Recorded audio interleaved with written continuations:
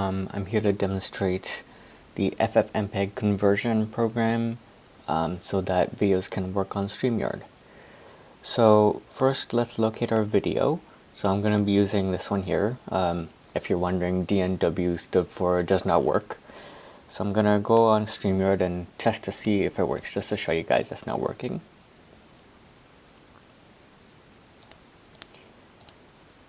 So I'm going to go share video file, and then go to the appropriate location, and there it is. And of course you see it doesn't work.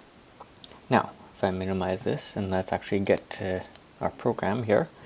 So we're going to be using this program here. Obviously the file name would go here. Frames per second, in this case it's 30, but if you have like a 24 frame per second video, then you should type 24 here. This value is going to be forced onto the output video, so it's best that these two videos have the same frame rate so you don't have any frame loss. And this is the file name of your output video. So I'm just gonna go here, and we want to make sure we're in the correct directory, so I could just type cd and then drag the folder here, and there we go. And if we list the files here, you can see that this file is in this directory. If you're confused by any of this, don't worry. It's all just terminal stuff.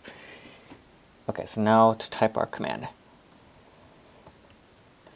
So here, since I have spaces in my file, I'm going to use single quotations so that everything in it is treated as one argument.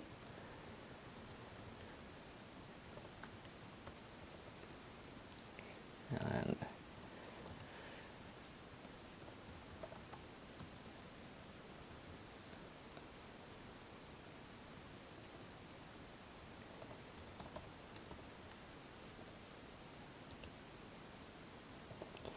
I'm just going to type out.mp4 just for a simple thing.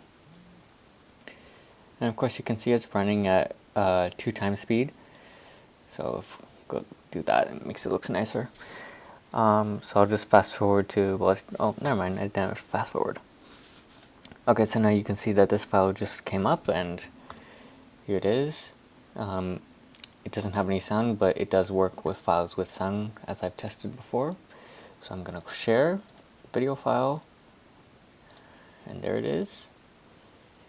And look at that, it's working. And now I just pause it, remove it, and now it's ready to stream. You can also press spacebar to remove it and add it. So I could also, yeah, that would be wise before we actually remove it, so that way when we add it, it starts playing immediately from the beginning. Okay, so that's it.